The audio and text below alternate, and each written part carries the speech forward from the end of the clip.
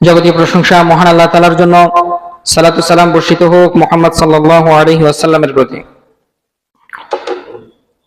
সম্মানিত মুসলিম کرام, আজকে পবিত্র জুমায় আমার খুতবার বিষয় হিসেবে যে বিষয়টা নিয়ে আমি আলোচনা করার ইচ্ছা পোষণ করছি সেটা হচ্ছে খেলাধুলা বর্তমান সময়ের অন্যতম একটি ড্রাগ।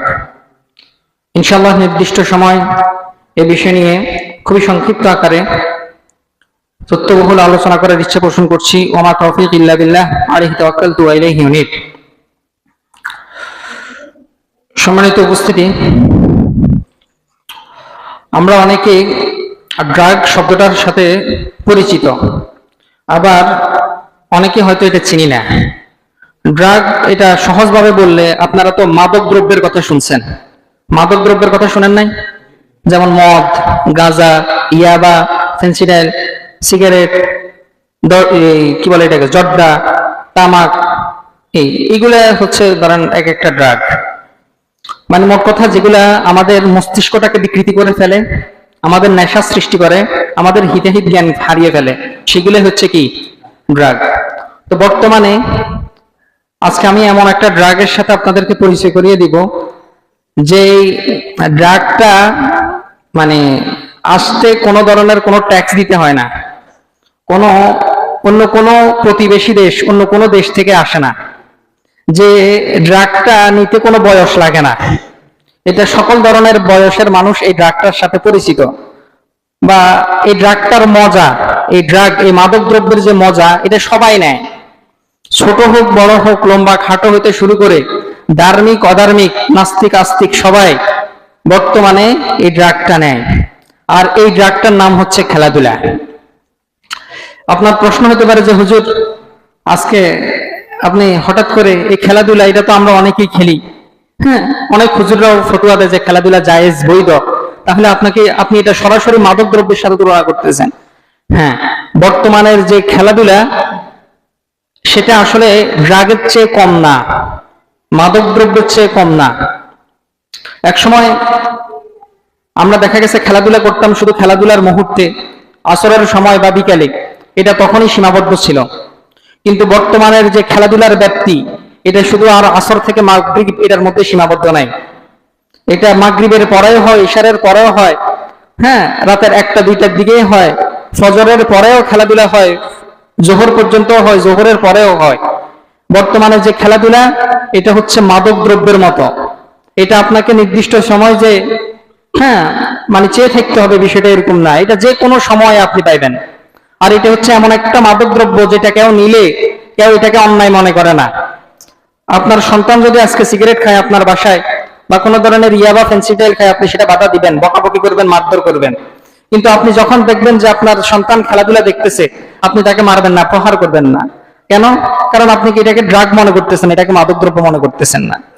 এই মাদক দ্রব্য, এটা বর্তমানে যে সিগারেট, ইয়াবা, অনেকের কাছে যারা খেলাধুলায় আসক্ত, এটা তাদের কাছে সিগারেট, ইয়াবা, মদের চেয়েও বেশি গুরুত্বপূর্ণ। কারণ খেলাধুলা না দেখলে তার ঘুম হয় না।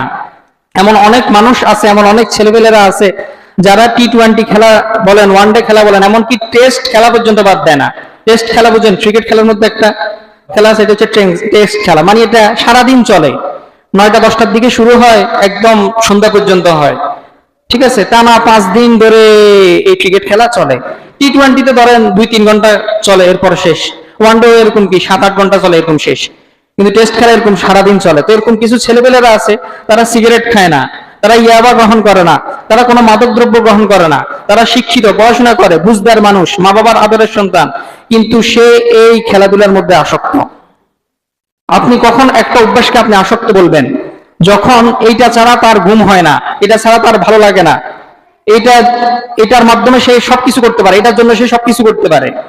সে মানুষকে মানুষ মনে করে না, তার বিপরীত দলের যে সমর্থক আছে তাকে মানুষ মনে করে না, তাকে হত্যার মতো অবৈধ কাজ, জঘন্যতম ভয়ঙ্কর কাজ করে সেটাকে বৈধ মনে করে।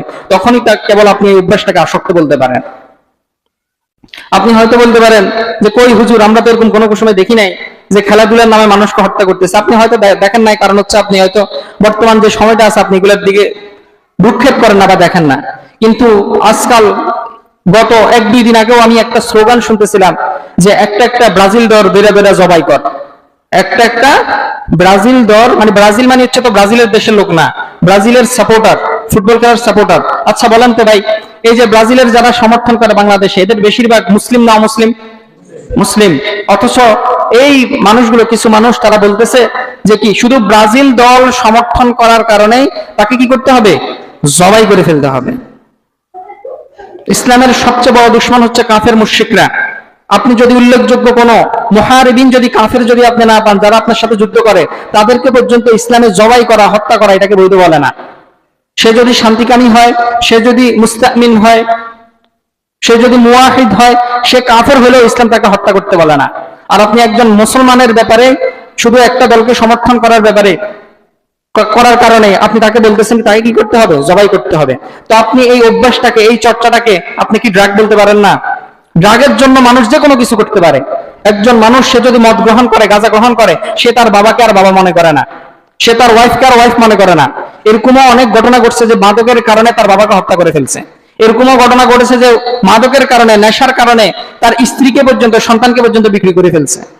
তো আজকাল খেলাধুলা হচ্ছে এরকম। এখন আপনি বলতে পারেন যে এরকম আর কি উদাহরণ আছে? এরকম ভুরি ভুরি উদাহরণ আছে। একজন মানুষ তো সে তার জমিন পর্যন্ত বিক্রি করে ফেলছে, কত বিঘা জমিন সে বিক্রি করে ফেলছে। বিক্রি করে সে পতাকা, তার যে দলকে সে সাপোর্ট করে, এই দলের পতাকা কিনছে, এই সারা এলাকা ধরে সে কি করছে? ওই পতাকাটা লাগাইছে। এটা শুধু আমি 2-3 বছর আগে, 5 বা 10 বছর আগের কথা বলতেছি না, এগুলো এখন আরো বেশি দেখা যাচ্ছে। এখন আরো বেশি দেখা যাচ্ছে। একজন ছেলে তার বাইক পর্যন্ত, তার শখের বাইক, তার আব্বু পরীক্ষায় ভালো রেজাল্ট করার কারণে তাকে বাইক কিনে দিছে প্রায় 5 লাখ টাকা খরচ করে। সে তার দলের পতাকা লাগানোর জন্য ওই বাইকটা পর্যন্ত বিক্রি করে ফেলছে। অল্প কয়েক লাখ টাকা দিয়ে, 2-3 লাখ টাকা দিয়ে বাইকটা বিক্রি করে, আরো সস্তা দামে বিক্রি করে দিয়ে সে এলাকাতে কি লাগাইছে? পতাকা লাগাইছে তার দলের সাপোর্টার করার জন্য। তো আপনি এই অভ্যাসটাকে, এই চর্চাটাকে কি ড্রাগ বলবেন না? মাদকাসক্ত বলবেন না? বরং এই মাদক আসক্ত হচ্ছে মদ, গাঁজা, সিগারেট, এটার চেয়েও ভয়ঙ্কর, এটার চেয়েও ভয়ঙ্কর। এটা আপনাকে, আপনি যখন সিগারেট গ্রহণ করবেন, মদ গাঁজা গ্রহণ করবেন, তখন আপনি এটাকে খারাপ গ্রহণ করে কি করতেছেন? গ্রহণ করতেছেন। আপনার বাবা যখন দেখতেছে আপনি যে এটা যে খাচ্ছেন, নিচ্ছেন, এটা আপনি লুকায়ে, অন্যরা যাতে না দেখে, আড়ালে যায় আপনি এটা গ্রহণ করতেছেন। কিন্তু খেলাধুলা হচ্ছে বর্তমানে এমন একটা ড্রাগ যেটা বাবা ছেলে একসাথে দেখে, পরিবারের সবাই একসাথে এটা উপভোগ করে, কিন্তু তারা এটাকে মাদকে মনে করতেছে না। তারা এটাকে কি করতেছে না? মাদকে মনে করতেছে না। এটার জন্য এই 90 মিনিটের খেলা চলতেছে, এই 90 মিনিটের ডোজ তাকে নিতে হবে। যেরকম দেখবেন যারা নেশা করে, তারা নির্দিষ্ট সময় পর পর একটা ডোজ নেওয়া লাগে। একটা ডোজ নেয়, এটার যে মানে আনন্দটা, এটা অল্প কিছুক্ষণ থাকে, হয়তো 1 ঘন্টা, 2 ঘন্টা, 3 ঘন্টা, কারো কারো 5 ঘন্টা। যদি এটার ডোজটা বেশি হয়, 5 ঘন্টা, 10 ঘন্টা এটা থাকে। তারপর আবার শূন্যতা তৈরি হয় যে আবার ডোজ নিতে হবে, কখন আবার এটার ডোজ নিতে হবে, কখন আবার ওইটার ডোজ নেওয়া যায়, এটা তো চিন্তা থাকে। তো খেলাধুলা বর্তমানে এরকম। আর দেখে আজকে ব্রাজিল আর্জেন্টিনার খেলা গেছে, তারপরে দেখে যে কার কার খেলা আছে। ফ্রান্স মেক্সিকোর খেলা গেছে, তারপরে দেখে যে কার কার খেলা আছে। সারাদিন মোট কথা কি একটা ডোজের মধ্যে সে কি খায়? ঘুরপাক খায়। যেরকম আমরা মাদকের জন্য একটা চিন্তা থাকি যে কখন এই মাদকটা নিব, কখন একটা বিড়ি ধরাবো, কখন নামাজটা শেষ হবে, খানা দানা খাই একটা বিড়ি ধরাবো, যেরকম একটা চিন্তা থাকে, আজকে বর্তমান খেলাধুলা হচ্ছে এরকম। শিক্ষিত মানুষ, এমনকি ডাক্তার, ইঞ্জিনিয়ার, যারা সবচেয়ে বড় শিক্ষিত, আপনি ডাক্তার কথা, ইঞ্জিনিয়ারের কথা বাদবেন না, আলেমদের কথা ধরেন, আলেমরাও এটাকে আজকাল গুনাহ মনে করতেছে না, কোনো অন্যায় মনে করতেছে না। আরে ভাই 5-10 মিনিটের খেলা, ঠিক আছে হয়তো দেখলেন এটা, কিন্তু আপনি 90 মিনিট, 120 মিনিট এটার জন্য আপনি কি করতেছেন? আপনি একজন আলেম হয়ে, একজন মুহাদ্দিস হয়ে এটা নিয়ে কি করতেছেন? সমালোচনা করতেছেন। এই দল এরকম খেলছে, এই দল এরকম খেলছে, তারপরে এই দল ভালো খেলছে, আমি এই দলকে সাপোর্ট করি। আপনি একজন আলেম, আপনি সেই কাফের মুশরিকদেরকে আপনি সমর্থন করতেছেন, শুধু এই কি খেলাধুলা নামের ড্রাগের কারণে। আজকাল আমরা আমাদের পরিবারগুলোকে একদম নিষ্ক্রিয় করে ফেলতেছি, ধ্বংসের ধার প্রান্তে নিয়ে যাচ্ছি। মা দেখেন, যেখানে বাবা ছেলে একসাথে, একটু সিনারিটা একটু শুধু চিন্তা করেন, বাবার কোনো গায়রতে নাই, আত্মমর্যাদা বোধে নাই, বাবা ছেলেকে নিয়ে একসাথে পায়ের উপর পা তুলে, বাবা এক পাশে পা তুলে খেলা দেখতেছে, ছেলেও পায়ের উপর পা তুলে একসাথে বাবার সাথে শুয়ে খেলা দেখতেছে। আপনার কি মনে হয় এই বাবা যদি সন্তানকে কোনো আদেশ করে, কোনো হুকুম করে, এই সন্তান কি পরবর্তীতে শুনবে? জীবনেও না। কারণ সে তো তার বাবাকে বন্ধু বান্ধবের মতো মনে করে, বন্ধু বান্ধবের কথা শোনাও যায়, প্রয়োজন মনে হয়েছে শুনবে, প্রয়োজন নাই শুনবে না। তো আজকাল এই খেলাধুলা, আমি এই খেলাধুলাকে ড্রাগের চেয়েও ভয়ঙ্কর মনে করি, যেটা আমি একটু আগে বলছি। এটার কারণ, আপনি সিগারেটে আসক্ত, আপনি এটাকে গুনাহ মনে করতেছেন, আপনি এটাকে বের হওয়ার পথ বাইর করতে চেষ্টা করতেছেন। আপনি ইয়াবাতে আসক্ত, আপনি হ্যাঁ এটাকে গুনাহ মনে করতেছেন, অন্যায় মনে করতেছেন, আপনি এটা থেকে কিভাবে বের হওয়া যায় এটার জন্য আপনি ফিকির করতেছেন। আপনি মদে আসক্ত, আপনি কিভাবে মদ পান থেকে দূরে থাকা যায়, কিভাবে কি করা যায়, ভালো হওয়া যায়, আপনি সেটার জন্য চেষ্টা করার সম্ভাবনা থাকে। কিন্তু খেলাধুলা এটা হচ্ছে এমন একটা ড্রাগ যেটা মানুষ অন্যায় মনে করে না, যেটাকে মানুষ অন্যায় মনে করে না, বিনোদন মনে করে, আনন্দের মাধ্যম মনে করে, যেটাকে অনেক মানুষ জায়েজ মনে করে, বৈধ মনে করে, এবং এটা সে নিতে থাকে 90 মিনিট, 1 ঘন্টা, 1.5 ঘন্টা, 2 ঘন্টা ধরে সেটা নিতেই থাকে। সারাদিন ধরে 5-6 ঘন্টা সে শুধু খেলার আলোচনা, যদি 2 ঘন্টা খেলাধুলা দেখে 3 ঘন্টা এটা নিয়ে আলোচনা করে। তো এই ড্রাগ থেকে সে বের হতে পারবে না, কারণ সে তো এটাকে অন্যায় মনে করতেছে না, সেটা এটাকে গুনাহ মনে করতেছে না। একজন মানুষ সে যদি কোনো একটা কাজকে অন্যায় মনে করে, একটা গুনার কাজকে যদি সে অন্যায় মনে করে, অপরাধ মনে করে, তাহলে সে এই গুনার কাজ থেকে বের হওয়ার সম্ভাবনা থাকে। কিন্তু একজন মানুষ যদি সে একটা অন্যায়কে সেটাকে বৈধ মনে করে, এটাকে ন্যায্য মনে করে, এটাকে অন্যায় মনে করে না, তখন সে এইটা থেকে আর বের হতে পারবে না। তো খেলাধুলা এটা বর্তমানে ইয়াবার চেয়েও ভয়ঙ্কর, মদ গাঁজা এগুলোর চেয়েও অনেক বেশি ভয়ঙ্কর, অনেক বেশি ভয়ঙ্কর। এই খেলাধুলার কারণে আজকে দেখা গেছে আমরা সমাজের যে আমাদের সমস্যাগুলা, এই সমস্যাগুলা আমরা এগুলা নিয়ে প্রশ্ন তুলি না, এগুলো ভুলে থাকি আমরা। একজন জ্ঞানী লোক তিনি বলছেন যে মানুষকে যদি তুমি চাও যে মানুষ তোমাকে প্রশ্ন না করুক, তারা সমাজ নিয়ে না ভাবুক, তারা ধ্বংস হয়ে যাক, তাহলে তুমি তাদেরকে 2টা জিনিস দান করো। একটা হচ্ছে রুটি, খাবার দাও, সে শুধু খাবে, যা চাইবে তা খাইবে। আর হচ্ছে খেলাধুলা, বিনোদন, দেখবে সে কখনো প্রশ্ন করবে না। আপনার কি মনে হয়, এই যে আবরার ফাহাদের মতো মানুষরা, তারা যদি খেলাধুলায় যদি মুক্ত থাকতো, তারা যদি কি থাকতো, খেলাধুলায় মুক্ত থাকতো, তারা কি তিস্তার যে নদীর যে হিস্সা আছে, পানির যে হিস্সা আছে, এটা নিয়ে তারা প্রশ্ন করতো? জীবনও প্রশ্ন করতো না। আর এই মানুষটা যদি প্রশ্ন না করতো, মানুষটা মারা যেত? মারা যাবে না। যারা ব্রাজিল আর্জেন্টিনাকে অন্ধের মতো মানে, তারপরে ক্রিকেট খেলায় ইংল্যান্ডকে সাপোর্ট করে, তারপর আরো অন্যান্য খেলাধুলাকে সাপোর্ট করে, এরা কখনো মারা যাবে না। এরা কখনো এরকম কি দেশের জন্য, ইসলামের জন্য, দ্বীনের জন্য এরা মরবে না। এদের রক্ত আল্লাহ তাআলার কাছে, মানে একজন মুমিনের রক্ত যেরকম দাম আছে, এদের রক্তের কোনো দাম নাই। আল্লাহ এদেরকে গ্রহণও করবে না, শহীদ হিসেবে এদেরকে গ্রহণও করতে চাইবেন না, কারণ এরা তো শয়তানি কাজ কর্মে এরা অভ্যস্ত। আর আপনার কি মনে হয়, এই যে ওসমান হাদি, আমরা যে কিছুদিন আগে দেখলাম যে একজন ভাই আমাদের, আল্লাহ ওনাকে শহীদ হিসেবে কবুল করুন, এই যে উনার মতো মানুষ, উনি যদি ব্রাজিল আর্জেন্টিনার যদি সমর্থক হইতেন, যদি সাপোর্টার হইতেন, যদি মুক্ত থাকতেন খেলাধুলায়, আপনার কি মনে হয় উনি মারা যেতেন? জীবনে মরতেন না। উনি কেন মারা গেছেন? বর্তমানে যারা কালচারাল ফ্যাসিস্ট আছে, যারা অন্যায় করতো, মানুষের উপর জুলুম করতো, ঠিক আছে, তাদের ব্যাপারে উনি মুখ খুলছেন। উনি ইসলামপন্থী একজন মানুষ ছিলেন, বাংলাদেশপন্থী একজন মানুষ ছিলেন, বাংলাদেশের সার্বভৌমত্ব রক্ষার জন্য উনি অনেক অবদান রেখেছেন। উনি মানুষের যে চিন্তা চেতনা, এটাকে জাগ্রত করেছেন, এটাকে নাড়া দিয়েছেন। তো এই সকল মানুষরাই হচ্ছে দেশের জন্য, সমাজের জন্য, দ্বীনের জন্য, ইসলামের জন্য হুমকি। যারা এই যে সারা রাত, সারা দিন, সারা সকাল খেলাধুলায় মুক্ত থাকে, এদেরকে জীবনে গুলি করবে না, এদেরকে জীবনে শত্রুপক্ষ গুলি করবে না, এদেরকে জীবনে মানুষ হত্যা করবে না, কারণ জানে এরা আমাদের জন্য হুমকি না, এরা আমাদের দেশের জন্য হুমকি না। আমাদের যারা দেখা গেছে যুবক শ্রেণী, যারা এরকম খেলাধুলায় মুক্ত থাকে, আপনার কি মনে হয় এরা ভারতের জন্য হুমকি? ভারত এদেরকে মারবে? জীবনও মারবে না। ভারত বরং এদেরকে আরো সাপোর্ট করবে, পতাকা আরো বেশি করে লাগাও, পাগল হয়ে যাও, তার ট্যাটু তোমার বুকে আঁকো, পিঠে আঁকো, কোমরে আঁকো, তারা আরো সাপোর্ট করবে। কিন্তু আজকাল আমরা দেখা গেছে মুসলিমরা এটা বুঝতেছি না।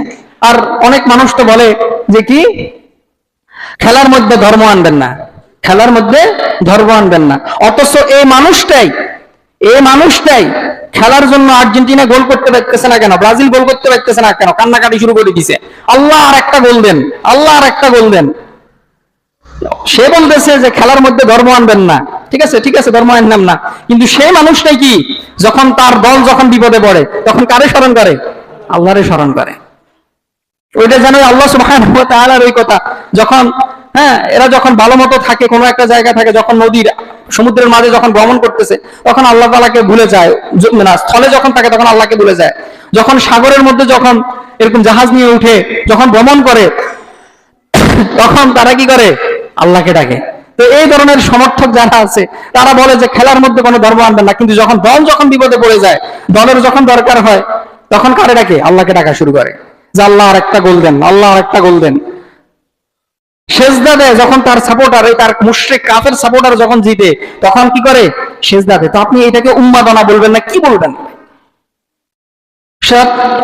তার একটা ভালো কাজ হয়েছে, তার কোনো কল্যাণকর কাজ হয়েছে, বা আল্লাহ সুবহানাহু ওয়া তাআলা যে তাকে জীবন দিয়েছেন, এটার শুকরিয়া স্বরূপ সে কখনো সিজদা করে না। তার দল জিতছে, তার দল জিতছে, ঠিক আছে, এটার জন্য সে কি করে? সিজদা করে। সে কখনো নিজের গুনাহ মাফের জন্য, নিজের প্রয়োজন পূরণের জন্য রাত্রি জাগরণ করে না, কিন্তু তার দলের খেলা দেখার জন্য 90 মিনিট দোকানে তাকে বসতে দেয় না, 90 মিনিট দোকানের বাইরে এমনি করে দাঁড়ায় থাকে, এমনি করে দাঁড়ায় থাকে, এক পাও এদিক সেদিক নড়ে না। যদি সে নড়ে, কে জানি আবার তার জায়গা যদি কেউ দখল করে বসে। সে এক পাও নড়ে না, এমনি কি চিতক পাখির মতো একদম চেয়ে থাকে যে তার দল বল নিয়ে যাইতেছে। অথচ সে মানুষটা কি তাহাজ্জুদে কখনোই উঠে না। তাহাজ্জুদ তো অনেক দূর কি বাদ, ফজরের নামাজও তাকে উঠাইতে কষ্ট হয়ে যায়। আল্লাহ আমাদেরকে হেফাজত করুক, আল্লাহ আমাদেরকে হেফাজত করুক। এই জাতি যদি এখন যদি সচেতন না হয়, এই জাতির জন্য অত্যন্ত ভয়াবহ দিন আছে, অত্যন্ত ভয়াবহ দিন। আপনার চারপাশে যারা বেষ্টন করে আছে তারা কোনো ভালো মানুষ না, তারা এতটাই অদম, এতটাই খারাপ, এতটাই নিকৃষ্ট মানুষ, যারা আপনার অস্তিত্বে বিশ্বাস করে না, যারা আপনার অস্তিত্বকে বিশ্বাস করে না। তারা এটা দাবি করে, তারা দেশের মধ্যে হচ্ছে 7-8%, তারা এটা দাবি করে বাংলাদেশের 92% নাকি তাদের, 82% নাকি তাদের, এটা তাদের ভূমি। আর অথচ আপনার এই কথাগুলো গায়ে লাগে না, আপনার শরীর গরম হয় না, আপনার অন্তরটা জাগ্রত হয় না, আপনি তাকে প্রশ্ন ছুড়েন না, আপনি তাকে এটা কেন বলছে এটার জবাবদিহিতা তার কাছ থেকে নেন না। আপনি ওই খেলাধুলায় আপনার আর্জেন্টিনাকে কেন গালি দিছে, আপনার মেসিকে কেন বুয়া বলছে, আপনি ওই সমর্থককে, ওই আরেকজনকে এটার জবাবদিহিতা চান। কেন তুমি আমার মেসিকে বুয়া বলছো, আমার নেইমারকে বুয়া বলছো, আমার রোনালদোকে বুয়া বলছো, এটার জবাব দাও।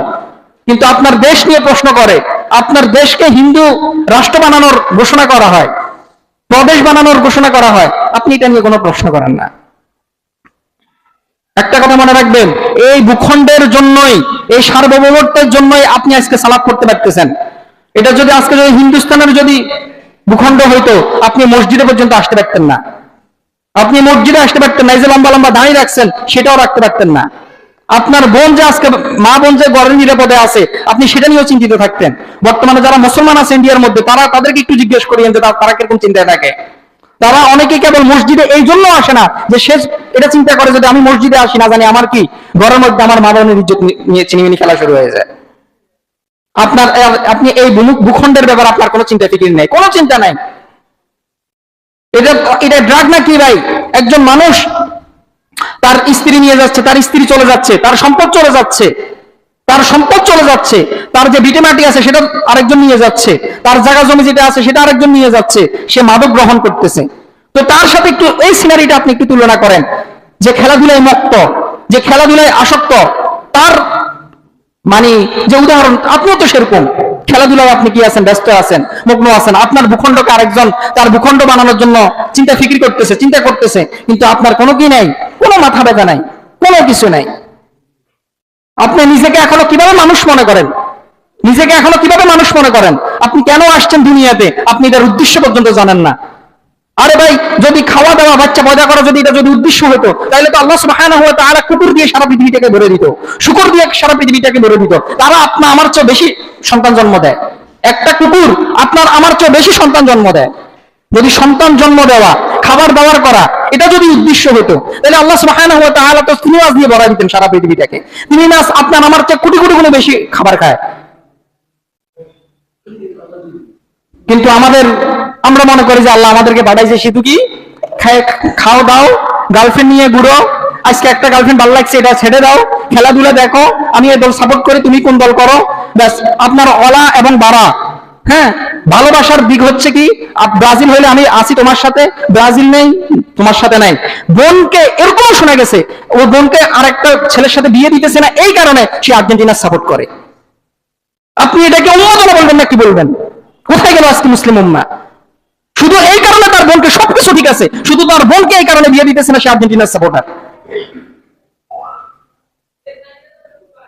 আজকে আমাদের দেখা গেছে মুরব্বীরা, যারা মুরব্বীরা আছে তারা পর্যন্ত এটা নিয়ে মাতামাতি করতেছে। তাদের এই ব্যাপারে কি, ছেলেদের সাথে ইয়ং জেনারেশন যেরকম এটা নিয়ে লাফালাফি করতেছে, যারা 70-80 বছর বুড়ো হয়ে গেছে তারাও এটা নিয়ে লাফালাফি করতেছে। কোথায় তাকে থাপ্পড় দিয়ে সোজা করবে, চট দিয়ে সোজা করবে, লাঠি দিয়ে সোজা করবে না, সে ওই যে লেদা বাচ্চা তার সাথে সে যেরকম যেরকম অভিনয় করতেছে, যেরকম যেরকম কথা বলতেছে, তার মুখ দিয়ে সেরকম সেরকম কথা বলতেছে। আল্লাহ আমাদেরকে হেফাজত করুক, আল্লাহ আমাদেরকে হেফাজত করুক। এখনো যদি সচেতন না হন, নিজের বিবেকটাকে যদি জাগ্রত না করেন, তাহলে আমি লাঠি দিয়ে ভিড়াই আমাদের জাগ্রত করতে পারবো না। কথা তো অনেক দূরের কথা, যদি আসি বলেন যে হুজুর প্রত্যেক জুমাতে আসবেন, আসি দিয়ে আমাদেরকে লাঠি দিয়ে বেদম মাইর দিবেন, আমরা জাগ্রত হয়ে যাব, আমি লাঠি দিয়ে আপনাদেরকে জাগ্রত করতে পারবো না, যদি এখনো যদি নিজের বিবেকটাকে যদি জাগ্রত না করেন। আপনি এমন একটা ভূখণ্ডে আছেন, আপনাকে এটা সবসময় চিন্তা করতে হবে। এখানে যারা মুসলমান আছেন, প্রত্যেকটা মুসলমান নিজেকে সেনাবাহিনীর মতো চিন্তা করতে হবে। একজন সেনাবাহিনী, সে কি আমার মতো আপনার মতো? একজন জিজ্ঞেস করিয়েন তো সেনাবাহিনীর সাথে দেখা হইলে আমার আপনার মতো কি খেলাধুলায় মত্ত থাকে কিনা? জীবনও না। একজন বিজিবির সদস্যকে, যে বর্ডার যে পাহারা দেয়, তাকে জিজ্ঞেস করিয়েন তো সে খেলাধুলায় এরকম মত্ত থাকে কিনা? জীবনও না। সে যদি খেলাধুলায় যদি এরকম মত্ত থাকতো, সে যদি আরামায় সে যদি এরকম মত্ত থাকতো, আপনি আমি শান্তিতে ঘুমাইতে পারতাম না। এই ভূখণ্ডটা আরো আগে কি আমাদের শত্রুপক্ষ নিয়ে যেত। তো আপনি আমি সারা এরিয়া, পুরো এরিয়াটা হচ্ছে কি 90% এরিয়া হচ্ছে আমরা যারা আমাদের অস্তিত্বকে বিশ্বাস করে না, যারা মুসলিম উম্মাহকে বিশ্বাস করে না, যারা মুসলিম উম্মাহর সাথে কোনো ধরনের কোনো সম্পর্ক রাখতে চায় না, তারা আমাদের অস্তিত্বকে বিশ্বাস করে না, আমাদেরকে বিশ্বাস করে না, আমাদেরকে বাসিয়ে দিতে চায়, আমাদেরকে হত্যা করতে চায়, আমাদেরকে হত্যা করতে চায়। আপনি কি বেখবর? আপনি দিব্যি ঘুমাচ্ছেন। আর আমি কি আমেরিকার মধ্যে আছি নাকি, সুইজারল্যান্ডের মধ্যে আছি নাকি, যে আমাদের যারা প্রতিবেশী যারা আছে, হ্যাঁ তারা অনেক ভালো মানুষ? ইহুদিদের পরে নিকৃষ্ট যারা জাতি আছে তারা হচ্ছে হিন্দু জাতি, নিকৃষ্টতম মূর্তি পূজক যারা ইহুদিদের পরে নিকৃষ্টতম আছে, এরা হচ্ছে মুশরিক। আর আপনি দিব্যি ঘুমাচ্ছেন, খেলাধুলায় মত্ত আছেন। আল্লাহ আমাদেরকে হেফাজত করুক, আল্লাহ আমাদেরকে হেফাজত করুক। ভাই কিভাবে যে আমি বুঝাবো, যখন দেখি আরে ভাই খেলাধুলা কি আমরা কি খেলি না? হ্যাঁ, খেলাধুলা কি এতটাই মত্ত থাকতে হবে যে একজন মুসলমানের কে আপনি বলতেছেন তার জবাই করতে হবে? একজন মুসলমানের সাথে আপনি আপনার বোনকে বিয়ে দিতেছেন না, তার সাথে সম্পর্ক রাখতেছেন না। আপনার ওয়ালা এবং বাড়া হচ্ছে ব্রাজিল নাকি আর্জেন্টিনা নাকি অন্য কোনো দল? সে যদি আর্জেন্টিনা হোক তার সাথে আপনি বন্ধুত্ব করবেন, সে যদি আর্জেন্টিনা তার সাথে বন্ধুত্ব করবেন না, যদি ব্রাজিল হয় তার সাথে বন্ধুত্ব করবেন না, তার সাথে বন্ধুত্ব নাই। মেয়ে বিয়ে দিয়ে সময় ওরা এটা দেখে, এখন এটা দেখে, আগে মানুষ দেখতো মুসলমান কিনা, তারপরে তার সাথে কুফু মিলে কিনা, ওরা এখন দেখে কি সে কোন দলের সাপোর্টার। এগুলো আমি বানাই বলতেছি না, এগুলো আমি একটা কথা বানাই বলতেছি না, এগুলো এখন ব্যাপক আকারে ব্যাপতেছে। এখন যদি এগুলো দেখা গেছে লাগাম টেনে যদি না ধরেন, এখানে আমি মুরব্বী শ্রেণী যারা জেনারেশন আছে, ইয়াং জেনারেশনের ছেলেবেলেরা আছে, যুবক শ্রেণীর, এদের রক্ত একটু গরম, এদের বিবেক একটু কম থাকে, এদের বুদ্ধি শুদ্ধি একটু কম থাকে। কিন্তু মুরব্বী আপনারা যারা আছেন তারা অন্তত পক্ষে এই ধরনের শিশু সুলভ কাজ করবেন না। আপনারা থামাই দিবেন, আপনার কথার ভিতরে ওজন থাকতে হবে। আপনি যখন দোকানের মধ্যে তার সাথে একসাথে বসে খেলা দেখেন, তখন আর কি বলা যায়? তখন আর কিছুই নেই, তখন আর কিছুই বলার নেই। আচ্ছা বলেন তো ভাই, আজকে যদি মনে করেন যে আপনাদের দোকানপাট গুলাতে ব্রাজিল আর্জেন্টিনা খেলা হয় না, বিশ্বকাপ খেলা দেখে না, আজকে যদি আমি ওইখানে যদি খেলা দেখি, আপনারা আমার ব্যাপারে কি বলবেন? যদি আপনাদের গায়রত থাকে, আত্মমর্যাদা থাকে, বললেন যে হাবে সাবরে নামা, এই হুজুরের খুতবা আমরা শুনবো না, ঠিক কিনা? আর যদি ওই ইয়ো টাইপের হন, ঠিক আছে, তাহলে বলবেন এটা কোনো সমস্যা না, হুজুর মানুষ একটু বিনোদন তো করাই যায়, সমস্যা কি? অনেকের প্রশ্ন হতে পারে যে ভাই আপনি তো তাহলে মনে হয় ইসলাম তো তাহলে এমন একটা দিন হয়ে গেছে যেটা খেলাধুলাকে সমর্থন করে না, যেটা খেলাধুলা না। ভাই আপনি তাহলে ইসলাম সম্পর্কে জানেন না। বেশিরভাগ মানুষ ইসলামের যারা বিরোধিতা করে, মুসলমানদের কথা বলতেছি আমি, কাফের মুশরিকরা, এরা তো দেখা গেছে বিদ্বেষপূর্ণ ভাবেও করে, জানক বা না জানক এরা বিদ্বেষপূর্ণ ভাবে করে। কিন্তু আমি দেখেছি যে সকল মুসলমানরা ইসলামের বিরোধিতা করে, এদের বেশিরভাগ ইসলাম সম্পর্কে জানে না। আরে ভাই, বর্তমানে গুগল টুগল এগুলো তো অনেক ব্যাপক আকার, ইউটিউব তো অনেক আগে আসছে, এখন তো আরো আধুনিক হয়েছে, চ্যাট জিপিটি আসছে, গ্রোক আসছে, জিমিনি আসছে, আরো কত ধরনের ডিপসিক আসছে, কত ধরনের এআই টুল আছে। আপনি কখনো মানে আলেমদের কথা বাদে দিলাম, আপনি কখনো চ্যাট জিপিটির জিজ্ঞেস করেন কিনা? জিজ্ঞেস করেন না যে ইসলামে খেলাধুলার বিধান কি, ইসলামে কোন খেলাধুলাকে, কোন খেলাধুলাকে সমর্থন করে, কোন খেলাধুলাকে সমর্থন করে না। আপনি এটা প্রশ্ন করেন না, দেখেন না সে কি উত্তর দেয়, দেখেন না সে কি উত্তর দেয়। শুধু সমালোচনা করবে যে ইসলাম অনেক কঠিন ধর্ম, অনেক শক্ত ধর্ম, এখানে খেলাধুলার কোনো জায়গা নাই, এখানে খেলাধুলা করতে দেয় না। আরে আপনি জানেনও না, আপনি জানেনও না রাসূল সাল্লাল্লাহু আলাইহি ওয়াসাল্লাম নিজে খেলাধুলায় অংশগ্রহণ করছেন, খেলাধুলাকে সমর্থন করছেন, খেলাধুলায় ভালো করার জন্য পুরস্কৃত পর্যন্ত করছেন। আপনি জানেনও না, এই জন্য কি মাতামাতি করেন? ইসলাম এমন একটা দিন যেটা আপনাকে জীবনের সব ক্ষেত্রে আপনাকে বলবে। আপনি একটা বিশেষ মাথা ঢুকে না যে ইসলাম স্বামী স্ত্রী কিভাবে সম্পর্ক করবে সেটা পর্যন্ত বলে দেয়। আর সেই ইসলাম বুঝি খেলাধুলা এত বড় একটা বিষয়, মানুষের বিনোদনের যদি কোনো ব্যবস্থা করবে না? আপনার মাথায়, এই মাথার ভিতরে এটা ঢুকে না? কাফের মুশরিকরা পর্যন্ত অবাক হয়ে যেত, সাহাবীদেরকে অবাক হয়ে প্রশ্ন করতো যে তোমরা কেমন একটা দিন মানো যে দিনের মধ্যে, যে ইসলামের মধ্যে কিভাবে পায়খানা করতে হয়, কিভাবে প্রস্রাব করতে হয়, কিভাবে টয়লেট করতে হয় সেটা পর্যন্ত বলে। ওই সাহাবী বলতেছে জি হ্যাঁ, আমাদের নবী আমাদেরকে শিক্ষা দিয়েছেন যে যখন ইস্তেনজা করবো, যখন পায়খানা প্রস্রাব করবো, তখন কিভাবে কি করতে হবে সেটা পর্যন্ত শিক্ষা দিয়েছে। এটাই হচ্ছে ইসলাম। আর আপনি বুঝি খেলাধুলার মতো একটা একটা মানে মানুষের মনের একটা প্রশান্তির জায়গা, এটার ব্যাপারে বুঝি ইসলাম কোনো দিক নির্দেশনা দিবেন না। আপনি এটা চিন্তা করেন কিভাবে? তো আমি কথা না বাড়িয়ে, ইসলামের মধ্যে খেলাধুলার বিধান আছে, তবে সেটা আপনি যেমনি ইচ্ছা। কাফের মুশরিকরা বাস খেলাধুলা মনে হয়েছে আনন্দ পাইতেছে। কাফের মুশরিকদের কাছে খেলাধুলার যে সংজ্ঞা, ডেফিনিশন, সেটা হচ্ছে এমন প্রত্যেকটা খেলাধুলা করা যাবে যেটা দেখা গেছে আপনার মনে আনন্দ করে। মনে করেন আপনি একজন মানুষকে, একটা খেলা আবিষ্কার হয়েছে যে খেলাতে আপনি মানুষকে থাপ্পড় মারতেছেন, তো মানুষ আনন্দ পাইতেছে, তাহলে এটা খেলাধুলা। এটা কি খেলাধুলা? এটাতে কোনো বাধা দেওয়া যাবে না। যাকে মারতেছে সেও যদি কি থাকে, রাজি থাকে, যে মারতেছে তারও যদি কোনো সমস্যা না থাকে, কিছু মানুষ দেখে যদি আনন্দ পায়, কৌতূহলী হয়, তাহলে কাফের মুশরিকদের কাছে এই খেলাধুলা নিষেধ না। কিন্তু ইসলাম এটাতে নিষেধ করে যে আপনি খেলাধুলার নামে হোক, যে নামেই হোক না কেন, আপনি কোনো মানুষকে, মানুষ তো অনেক দূর কি বাত, অনেক দূরের কথা, আপনি খেলাধুলার নামে কোনো পশুকে পর্যন্ত আঘাত করতে পারবেন না খেলাধুলার নাম করে। মনে করেন আজকে আমরা, আপনাদের গ্রামের মধ্যে একটা খেলাধুলা আবিষ্কার হয়েছে। কি আবিষ্কার? হ্যাঁ, প্রাণী দুইটা ছেড়ে দিয়েছেন, হ্যাঁ, প্রাণী দুইটা জোরে ধরবে, তীর নিক্ষেপ করবে, কার তীর যায় লাগে। ইসলাম এই ধরনের খেলাধুলা অনুমোদন দেয় না। কেন? আপনি খেলাধুলা ঠিক আছে, আনন্দ পাইতেছেন, ঠিক আছে, কিন্তু আপনি কাকে কষ্ট দিচ্ছেন? প্রাণীকে, বেহুদা, তাকে খেলাধুলার নামে তাকে কি করছেন? কষ্ট দিতেছেন। ইসলাম এই ধরনের খেলাধুলাকে সমর্থন করে না। তো আমি 7টা শর্তের কথা বলবো। যদি এই শর্তগুলো যদি না থাকে, তাহলে এই খেলাধুলা যেই নামেই হোক না কেন, ক্রিকেট হোক না কেন, ফুটবল হোক না কেন, বাস্কেটবল হোক না কেন, ব্যাডমিন্টন হোক না কেন, যে খেলাই হোক না কেন, এই খেলা বৈধ। ইসলাম সব সময়, এই যে মানুষ মনে করে যে ইসলাম মনে হয় এই পোশাক, সাদা পোশাক পরতে হবে, পাঞ্জাবি পরতে হবে, টুপি পরতে হবে, এটাই মনে হয় একদম ইসলামী পোশাক, এটার বাইরে যাওয়া যাবে না।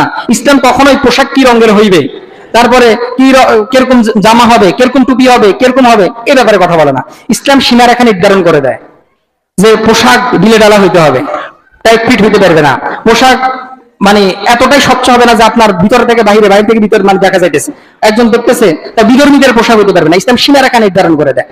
অনুরূপ খেলার ক্ষেত্রেও ইসলাম কি আপনাকে সীমারেখা নির্ধারণ করবে। আবার আপনি ক্রিকেট বলেন, জিকেট বলেন, যেটাই বলেন না কেন, ফুটবল টুটবল যে নাম দেনই না কেন, ইসলাম সীমারেখা নির্ধারণ করে। যদি এই শর্তের মধ্যে থাকে তাহলে খেলতে পারবেন, আর যদি শর্তের ভিতরে না থাকে তাহলে এটা খেলা যাবে না।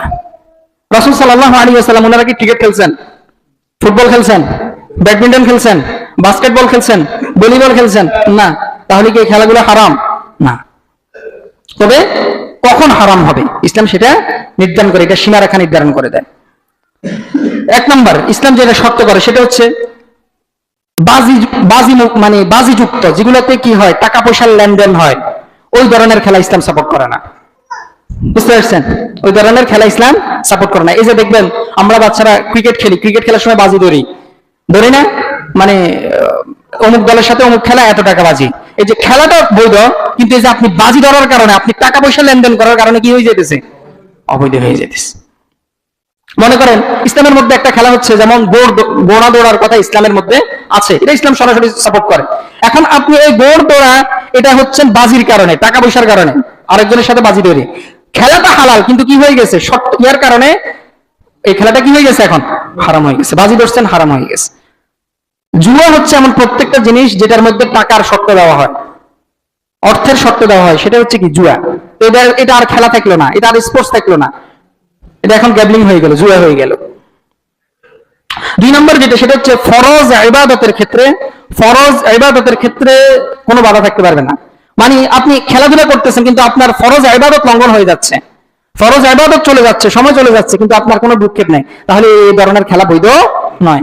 আপনি মনে করেন ঘোড় দৌড়া করতেছেন, হ্যাঁ, ঘোড় দৌড় এটা প্রতিযোগিতা করতেছেন, এখন এটার প্রতিযোগিতা এত বেশি করছেন, আপনার আসর রক্ত শেষ হয়ে যেতেছে, মাগরিব রক্ত শেষ হয়ে যেতেছে, খেলাটা হালাল কিন্তু এখন কি হয়ে গেছে?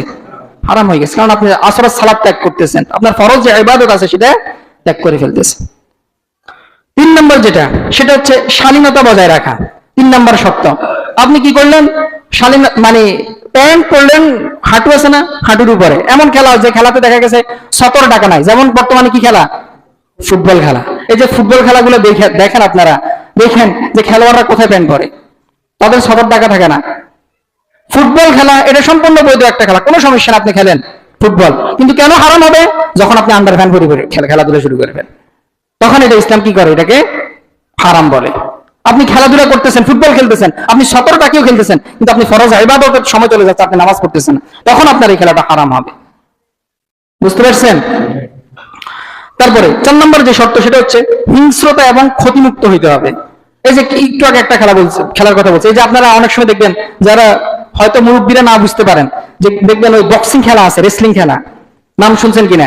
তারপর হচ্ছে আবার ওই ইউএফসি বক্সিং খেলে, হ্যাঁ, মানে ইউএফসি হচ্ছে এমন একটা খেলা যেটার মধ্যে দেখা গেছে কোনো, আপনি যদি আপনার প্রতিপক্ষকে যদি মুখে আঘাত করতে পারেন, তাহলে পয়েন্ট বেশি থাকে। পয়েন্ট কি থাকে?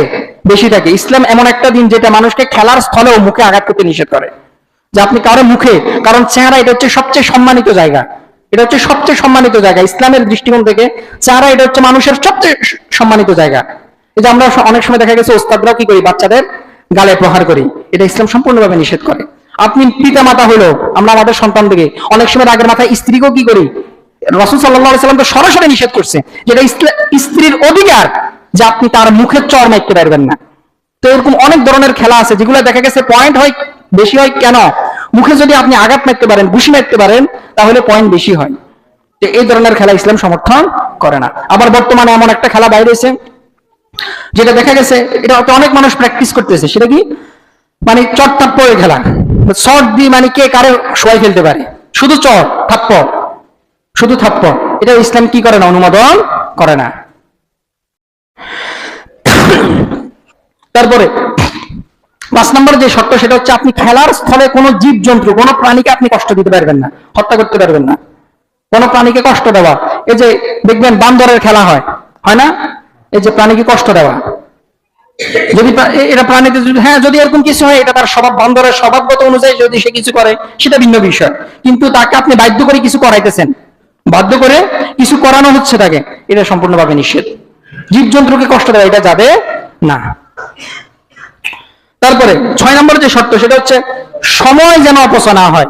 এই যে ফুটবল খেলা আপনি খেলতেছেন, কোনো সমস্যা নাই, আসর থেকে মাগরিব পর্যন্ত আপনি খেলতেছেন, কোনো সমস্যা নাই, 17 বাকি খেলতেছেন, কিন্তু আপনি ওরে ফুটবল খেলতেছেন, আসর থেকে মাগরিব পর্যন্ত খেলতেছেন, ওরে মাগরিবের পরে লাইট টাইট জ্বালিয়ে আবার কি 9টা 10টা পর্যন্ত আপনি কি করতেছেন? ফুটবল খেলতেছেন। এখন তো অনেক ধরনের দেখবেন সিস্টেম হয়েছে যে রাত্রেও ফুটবল খেলে, রাত্রেও ফুটবল খেলে। হ্যাঁ, আপনি এরকম যদি হয়, মনে করেন আপনি রাত্রে খেলতেছেন, তবে সেটা 10টা থেকে 11টা, খুব কম সময়, অল্প সময়, আধা ঘন্টা 1 ঘন্টা আপনি খেলতেছেন, শরীরের মানে যাতে ক্লান্তি দূর হয় বা শরীর ঠিক থাকে, ফিট রাখার জন্য আপনি খেলতেছেন, কোনো সমস্যা নাই। কিন্তু আপনি সকালেও দেখা গেছে ফুটবল খেলতেছেন, বিকালেও খেলতেছেন, রাত দিন 24 ঘন্টা আপনার কি শুধু কি ওইটা নিয়ে আপনার চিন্তা ভাবনা? এই যে এটা হচ্ছে সময় অপচয়। আপনি টাকা আয় করার কোনো মাধ্যম খুঁজতেছেন না, কোনো ব্যবসা বাণিজ্যের মধ্যে সময় দিচ্ছেন না, পরিবার নিয়ে আপনি কোনো চিন্তা করতেছেন না, পরিবার কি খাবে না খাবে ব্যাপারে আপনার কোনো ফিকির নেই, শুধু কি খেলাধুলা নিয়ে আপনার কি চিন্তা ভাবনা, তাহলে এটা হচ্ছে সময় অপচয় হিসেবে গণ্য হবে, আর সেটা সম্পূর্ণভাবে ইসলামে নিষেধ। বুঝতে পারছেন? তারপরে 7 নম্বর সর্বশেষ যেটা শর্ত, সেটা হচ্ছে কয়টা পাচ্ছেন? 30 বেজে গেছে। আচ্ছা, 7 নম্বর সর্বশেষ যেটা শর্ত, সেটা হচ্ছে আপনি খেলতেছেন ঠিক আছে, তবে সেটার মধ্যে যদি ইসলাম যেটাকে হারাম বলছেন, এমন অনেক কিছু ইসলাম দেখা গেছে সরাসরি হারাম বলছেন, কিন্তু আপনি ওই হারাম কাজগুলো খেলার মধ্যে চলে আসছে। যেমন কি খেলার মধ্যে এখন দেখবেন খেলোয়াড়দের জার্সির গায়ে জুয়ার বিজ্ঞাপন থাকে, মদের বিজ্ঞাপন দেওয়া থাকে, এই ধরনের কি, তখন এটা কি হয়ে যাবে? হারাম হয়ে যাবে। তখন এই ধরনের খেলা জায়েজ নাই। আবার কিছু খেলা আছে দেখবেন নন মাহরামের সাথে খেলাধুলা করে। নন মাহরাম মানে বুঝেন, মানে হচ্ছে যদি খেলাধুলা এরকম হয় আপনি আপনার স্বাস্থ্যবানের সাথে খেলাধুলা করতেছেন, খেলি না আমরা, দেখবেন গ্রামের মধ্যে অনেকেই আছে যখন গ্রামে যায় স্বাস্থ্যবানের সাথে জাত্যবানের সাথে গোল্লা ছুট খেলে, দৌড়াদৌড়ি খেলে, তারপরে কি খেলে, ওই গুটি আছে না, গুটি খেলে, চক্কা খেলে, নন মাহরামের সাথে খেলাধুলা। একটা খেলাধুলা এটা জায়েজ, কিন্তু আপনি নন মাহরামের সাথে খেলতেছেন, এটা এখন কি হয়ে গেছে? হারাম হয়ে গেছে। এজন্য ইসলাম খেলাধুলাকে কখনো নিষেধ করেন। আপনি ক্রিকেট খেলেন, কোনো সমস্যা নাই তো, কিন্তু আপনি খেলতেছেন ওরে, আপনি আপনার ওয়াইফের সাথে ক্রিকেট খেলেন, কোনো ঝামেলা নাই, বোনের সাথে ক্রিকেট খেলেন, কোনো সমস্যা নাই, আপনার মা যদি খেলতে পারে আপনার মাও খেলুক, কোনো সমস্যা নাই, কিন্তু আপনি খেলতেছেন নন মাহরামের সাথে। আমরা অনেক সময় দেখা গেছে ভাই বোনরা ব্যাডমিন্টন খেলে না, কিন্তু আপনি যদি এখানে বোন যদি আপনার স্বাস্থ্য বোন হয়, মামি হয়, আপনার চাচি হয়, আপনার ফুফাতো বোন হয়, মামাতো বোন হয়, যেগুলো আপনার জন্য নন মাহরাম, আপনি তাদের সাথে খেলতেছেন, তখন এই হালাল খেলাটা কি হয়ে যাবে? হারাম হয়ে যাবে। তো ইসলাম এই 7টা শর্ত, ইসলাম খেলাটাকে কি করছে? বৈধ করছে শর্ত সাপেক্ষে। কোন খেলাকে ইসলাম নিষেধ করে নাই। আপনি ক্রিকেট খেলেন, কোনো সমস্যা নাই, এই 7টা শর্তের মধ্যে যদি থাকেন আপনি খেলতে পারেন, কোনো ঝামেলা নাই, কোনো সমস্যা নাই। এবার আসি সংক্ষিপ্ত আকারে যে ইসলামে কোন খেলাগুলোর কথা বলা আছে এবং কোন খেলাগুলোর ব্যাপারে ইসলাম উৎসাহিত করছেন। 1 নম্বর যে খেলা সেটা হচ্ছে তীরন্দাজ। তীরন্দাজ মানে তো বুঝেন, তীর নিক্ষেপ। এখন তো দেখা গেছে তীর নিক্ষেপ করলে কি জঙ্গি, হ্যাঁ জঙ্গি ট্রেনিং দেওয়া হচ্ছে, তো সমস্যা নেই, তীর নিক্ষেপ করেন না, এখন পিস্তল নিক্ষেপ করেন, এখন তো পিস্তলের যুগ, ঠিক আছে। অনেক জায়গায় এরকম আছে যেখানে দেখা গেছে প্র্যাকটিস করা হয়, এগুলো প্র্যাকটিস করবেন। বাংলাদেশের জন্য এটা বেশি দরকার, বাংলাদেশের মুসলমানদের জন্য এটা বেশি দরকার। নিশানা নিক্ষেপ করার প্র্যাকটিস করা এটা বাংলাদেশের মুসলমানদের জন্য বেশি দরকার। তো তীরন্দাজ এটা ইসলাম কি করে? সমর্থন করে। ইসলাম এটার ব্যাপারে বলা আছে, আমি হাদিসটা বলতেছি না যেহেতু সময় সংক্ষেপ। 2 নম্বর যেটা সেটা হচ্ছে অশ্বারোহণ, মানে গোড় দৌড়া করা, ঠিক আছে। তো বর্তমানে হচ্ছে কি, কারণ গোড় দৌড় কেন ইসলাম সমর্থন করে? এটার দ্বারা যুদ্ধের ময়দানে কি করা হয়, আপনি শত্রুর পক্ষকে আপনি ঘায়েল করতে পারবেন। আপনি যত বেশি ঘোড়ায় পারদর্শী হবেন তত বেশি আপনার শত্রুকে আপনি ঘায়েল করতে পারবেন, এই জন্য ইসলাম এটাকে সমর্থন করছে। তো বর্তমানে যুদ্ধের ক্ষেত্রে যেগুলো আছে, যে যুদ্ধ বিমানগুলো আছে, এগুলো দেখা গেছে কি করতে হবে, আমাদের যুদ্ধ বাড়াইতে হবে। আমরা যদি মনে করি যে 1 লাখ, ওই আগের মতো 1 লাখের 1.5 লাখের ভিতরে যদি সৈনিক যদি থাকে, তাহলে বাংলাদেশের মানুষকে রক্ষা করা যাবে না। 18 কোটি মানুষের কমসে কম আপনাকে 1-2 কোটি মানুষ থাকতে হবে যারা সশস্ত্র যোদ্ধা, এরকম থাকতে হবে। আর বাংলাদেশের হয়তো মানুষ মনে করে যে এত টাকা কই পাবে, বাংলাদেশের এরকম কোটি কোটি মানুষ আছে যারা ফ্রি ফ্রি ফ্রি ফ্রি যুদ্ধ করার জন্য প্রস্তুত আছে। বিশেষ করে আলেম শ্রেণীর মানুষদেরকে আপনি এখানে সবচেয়ে বেশি অগ্রগণী পাবেন, যারা ফ্রি ফ্রি দেশের জন্য নিজের জীবন দিতে কি থাকে, প্রস্তুত থাকে। আমি কি ভুল কিছু বলছি নাকি? আমি জেনারেল মানুষদের সাথে চলাফেরা করছি, আলেম শ্রেণীর মানুষদের সাথে চলাফেরা করছি, সকল মানুষের সাইকোলজি আমার জানা আছে, যে কে কোন ক্যাটাগরির মানুষ, কে স্বার্থ ছাড়া নড়ে, কে স্বার্থ ছাড়া নড়ে না, এটা আমার ভালোভাবে জানা আছে। এরকম 1-2 কোটি মানুষ বাংলাদেশে এরকম পাওয়া যাবে যারা ফ্রি ফ্রি কি নিজের জীবন দিতে প্রস্তুত আছে, যাদের জন্য টাকা পয়সা খরচ করার কোনো দরকার নাই। তারপরে 3 নম্বর যেটা সেটা হচ্ছে সাঁতার কাটা। ওমর রাদিয়াল্লাহু তাআলা আনহু সিরিয়াবাসীদেরকে বলছেন যে তোমরা তোমাদের যুবক যারা আছে, তরুণ যারা আছে, তাদেরকে সাঁতার কাটাও, এটা উৎসাহিত করছেন, কারণ এটাতে সকল অঙ্গ প্রত্যঙ্গের কি হয়, ব্যায়াম হয়। 4 নম্বর যেটা সেটা হচ্ছে কুস্তি এবং শক্তি পরীক্ষা। রাসূল সাল্লাল্লাহু আলাইহি ওয়াসাল্লাম নিজেও কুস্তি করেছেন, লড়াই করেছেন। আরবের বিখ্যাত একজন কুস্তিগীর রোকানা, উনি রাসূল সাল্লাল্লাহু আলাইহি ওয়াসাল্লামকে চ্যালেঞ্জ করছেন, এটা সঠিক ঘটনা, সহি, যে আপনি যদি আমাকে হারাইতে পারেন তাহলে আমি ইসলাম ধর্ম গ্রহণ করবো। রাসূল সাল্লাল্লাহু আলাইহি ওয়াসাল্লাম তাকে 3 বার হারাইছেন, 3 বার। প্রথমবার যখন হারাইছে সে বলছে যে এমনি আপনি হারাই ফেলছেন, 2 বার করছে, তারপর 3 বার তাকে হারাইছে, তারপর ইসলাম ধর্ম গ্রহণ করছে। তো কুস্তি করা এটা হচ্ছে শক্তি পরীক্ষা করা, ঠিক আছে। আপনি চেহারাতে আঘাত না করে, মানে কে কারে ফালা দিতে পারে উল্টায়, কে কারে শক্তি দিয়ে ধাক্কা দিয়ে নিয়ে যেতে পারে, এই ধরনের খেলাধুলাতে ইসলাম নিষেধ করে না। তারপরে 5 নম্বর যেটা সেটা হচ্ছে দৌড় প্রতিযোগিতা। রাসূল সাল্লাল্লাহু আলাইহি ওয়াসাল্লাম, সাহাবীরা তো দৌড় প্রতিযোগিতা করতেন, রাসূল সাল্লাল্লাহু আলাইহি ওয়াসাল্লাম নিজ স্ত্রীর জন্য কি করতেন, দৌড় প্রতিযোগিতা করতেন, নিজ স্ত্রীদের সাথেও দৌড় প্রতিযোগিতা করেছেন। তো দৌড় প্রতিযোগিতা এটা যুদ্ধের ক্ষেত্রে অত্যন্ত কি অন্যতম একটা হাতিয়ার। 6 নম্বর সেটা হচ্ছে ভার উত্তোলন করা। রাসূল সাল্লাল্লাহু আলাইহি ওয়াসাল্লাম কিছু যুবককে দেখলেন যে তারা বিভিন্ন ধরনের পাথর নিয়ে ভার উত্তোলন করতেছে, যে কে কত বড়টা উঠাতে পারে, কে কতক্ষণ ধরে রাখতে পারে। রাসূল সাল্লাল্লাহু আলাইহি ওয়াসাল্লাম যখন এটা দেখছেন, তিনি তখন তাদেরকে বাধা দেন নাই, বরং এটা বলছেন যে তোমরা হয়তো মনে করতেছো যে যে বেশি উত্তোলন করতে পারতেছে ভার সে মনে হয় শক্তিশালী। না, প্রকৃত শক্তিশালী হচ্ছে সেই যে নিজের রাগ উঠলে রাগকে নিয়ন্ত্রণ করতে পারে। রাগ বুঝতে পারছেন? একটা ছোট্ট একটা উপদেশও দিয়ে দিলেন। তো ভার উত্তোলন করা, মনে করেন এই যে আজকে দেখবেন জিমের মধ্যে অনেক ধরনের কি আছে, স্টিক আছে, ভার উত্তোলন করা, আপনি যান, কোনো সমস্যা নাই, ইসলাম এটাতে বাধা দেয় না। সর্বশেষ 7 নম্বর যেটা, সেটা হচ্ছে বর্ষা নিক্ষেপ করা। যুদ্ধের ময়দানে শত্রুকে আঘাত করার জন্য অন্যতম একটা হাত হচ্ছে আপনার কি, হাত শিউর হইতে হবে, নিশানা শিউর হইতে হবে। তো এটার জন্য কি করতেন সাহাবায়ে কেরাম? মাঝে মধ্যে বর্ষা নিক্ষেপ, এটার প্রতিযোগিতা করতেন, এটার খেলাধুলা করতেন। রাসূল সাল্লাল্লাহু আলাইহি ওয়াসাল্লাম উনার স্ত্রীদের সাথে এটা দেখতেন। আয়েশা রাদিয়াল্লাহু তাআলা আনহা এবং রাসূল সাল্লাল্লাহু আলাইহি ওয়াসাল্লাম যখন এই বর্ষা প্রতিযোগিতা হতো, উনারা একসাথে দেখতেন। এরকম না যে আয়েশা রাদিয়াল্লাহু তাআলা কি সরাসরি উনাদের সাথে, না, রাসূল সাল্লাল্লাহু আলাইহি ওয়াসাল্লাম একবার দাঁড়াইছিলেন, আয়েশা রাদিয়াল্লাহু তাআলা আনহা উনার কি রাসূল সাল্লাল্লাহু আলাইহি ওয়াসাল্লামের পিছ থেকে খেলাটা উপভোগ করতেছেন, দেখতেছিলেন বর্ষা নিক্ষেপ। এটা বিশেষ করে আবিসিনিয়া যারা ছিল হাবশি, হ্যাঁ, তারা এই প্র্যাকটিসটা করতেন। তো এই ধরনের খেলাধুলা ইসলাম কখনো নিষেধ করে না। যেটা দেখা গেছে আপনার শারীরিক পরিশ্রম আছে, অন্তত পক্ষে এটা আছে যে আপনার বুদ্ধিকে কি করতেছে, জোর দিতেছে, আপনার যে ব্রেনটা আছে এটা অলস হয়ে বসে থাকে না। ইসলাম এই ধরনের খেলাধুলাকেও কি করে, সমর্থন করে। বিশেষ করে বাচ্চা যারা আছে তাদেরকে এই ধরনের খেলাধুলায়, তাদের তো এরকম শক্তি নেই, তাদেরকে যে সকল খেলাধুলাতে ব্রেনের প্রয়োজন হয় তাদেরকে ওই খেলাধুলাগুলো দিবেন। এখন অনেক ধরনের এরকম বিজ্ঞান বক্স আপনি যদি নেটে সার্চেন পেয়ে যাবেন, যে বিজ্ঞান মানে বুদ্ধি পরীক্ষার খেলা, বুদ্ধি পরীক্ষার খেলা, সে খেলাধুলাও করলো, আনন্দও পাইলো, আবার এখান থেকে এরকমও অনেক আছে, এগুলো দেখা গেছে অনেক কিছু শিখাও যায়, ইসলামের অনেক কিছু শিখাও যায়। আল্লাহু আকবার। তো আজকে দেখা গেছে আমরা যে এই যে খেলাধুলা করতেছি, কয়টা বাচ্চা দেখেন তো, 39 না? এই যে আজকে যে দেখা গেছে আমরা যে খেলাধুলা করতেছি ভাইরা আমার, আমরা খেলাধুলা আপনি কোন দলকে আপনি সাপোর্ট করতে পারেন। আমি সংক্ষিপ্ত আকারে একটা কথা বলি, কারো হয়তো আপনার ড্রিবলিং দেখে, স্কিল দেখে আপনার ভালো লাগতেছে, ঠিক আছে ভাই, এটা শুধু ওই সীমাবদ্ধ ওই জায়গার মধ্যেই রাখেন।